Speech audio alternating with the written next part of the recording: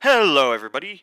Uh, T1 Heavy here, and today I'm bringing another replay. I don't know why, but that's what I felt like saying. Anyways, it's Itchy, and we're back with the screen flashing black for whatever reason. Today I'm going to be playing, in my opinion, one of the most OP Tier 5s, the T1 American Heavy, which is Tier 5. Did I say Tier 1? The Tier 1 Heavy, yes. Anyways, the Tier 5 Heavy from good old America. This tank is phenomenal. It's beautiful. It's wonderful. And I love it to bits. Good DPM, really good pin, great gun. Armor is really good if you can get in a hold down situation. But as you can see there, you can kind of see down there, it's got a weak point at the very bottom.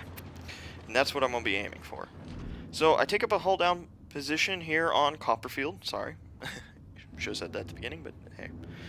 So pretty much all they can see is my upper hull and my turret. And here I keep aiming for the T1, gotta keep them backed off. Now what I'm doing here is, even though I'm not advancing, I am still playing a role for my team, which I'm being a giant distraction while I allow my mediums to go around to the other side. That's usually how I play heavies on this map. Brain fart. So you can see here we're exchanging shots. Now you may be asking yourself, well, how come the other T1's doing heavy, or doing damage to me? And that's because he's actually firing HE. Which, you know, that may sound crazy, but it's actually a valid strat in a way, because it is slowly chunking down my health. And, yeah. And I kind of start panicking here, because, you know, he is doing damage to me. He's not doing as much as I am to him, but over time that will wear me down.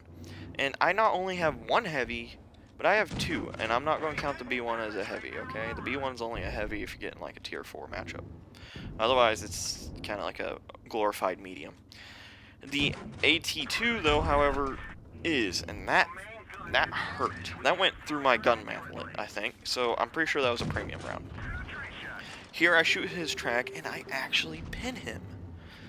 Now, how did I do that is, I believe on the AT2 is a similar situation to the Churchill, where the tracks actually go over a part of the hull.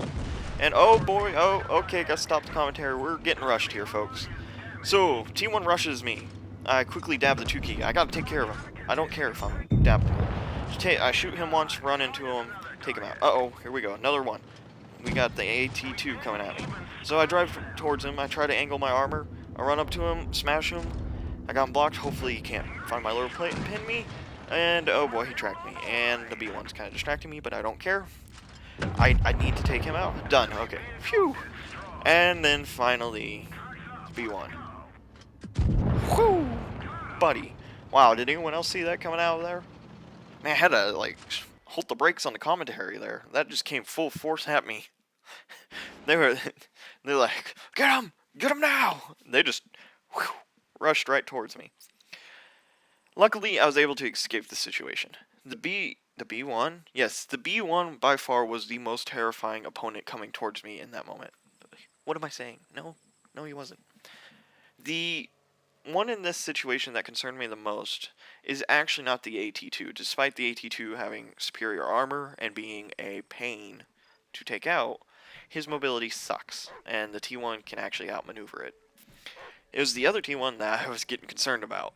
I figured when he was going to rush into me that he himself was going to dab the 2 key, and it would become the fight of who can shoot each other first with the 2 key.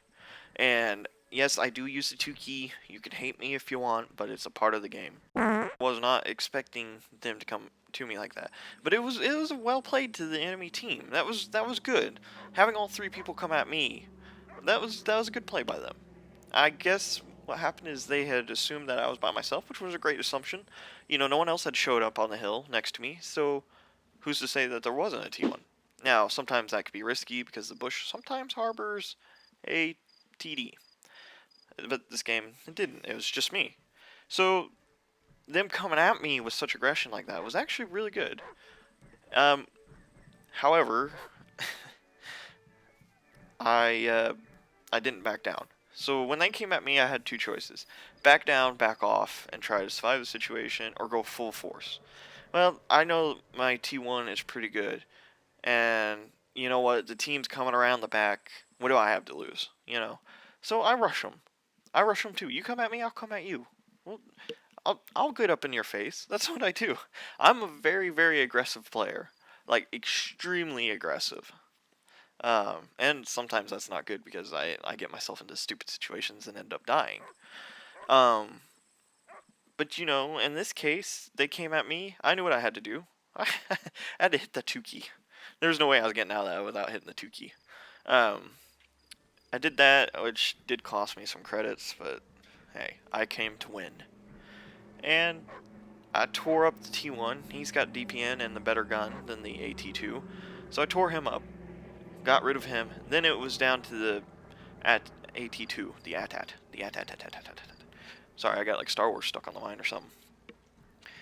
And, you know, taking out the AT2 was not the hardest thing ever. Just aim for his cupola.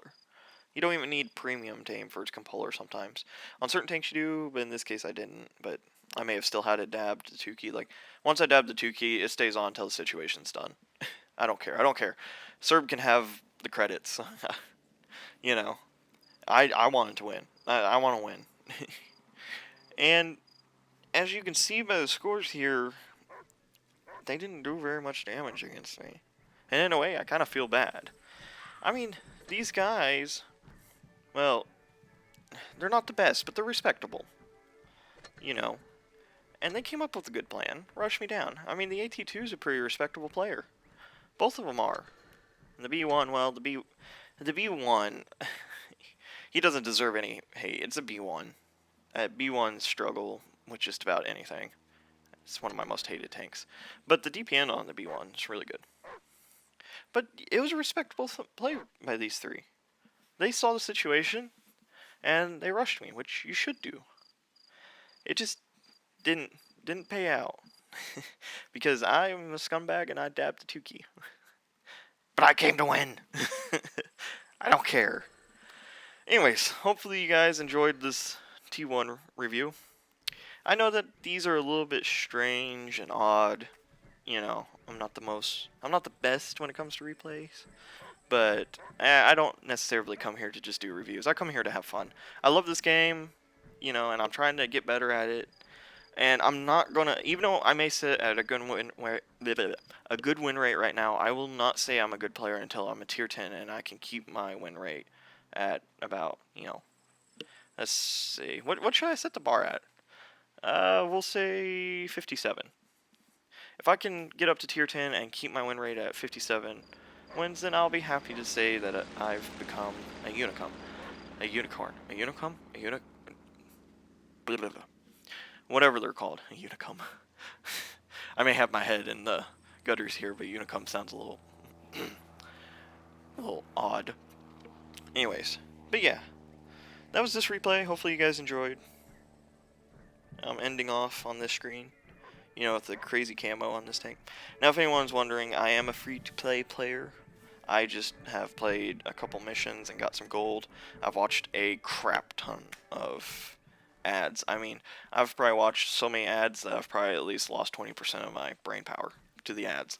And that's not good considering our brains don't work on very much power anyway, so I'm basically brain dead as up to this point.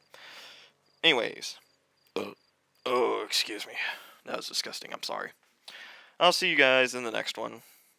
And with all that being said, bye-bye. Doodaloo. Get the BDR. It's the best tier 5. There's a T1. Is there something else I'm supposed to say here, or am I just supposed to end?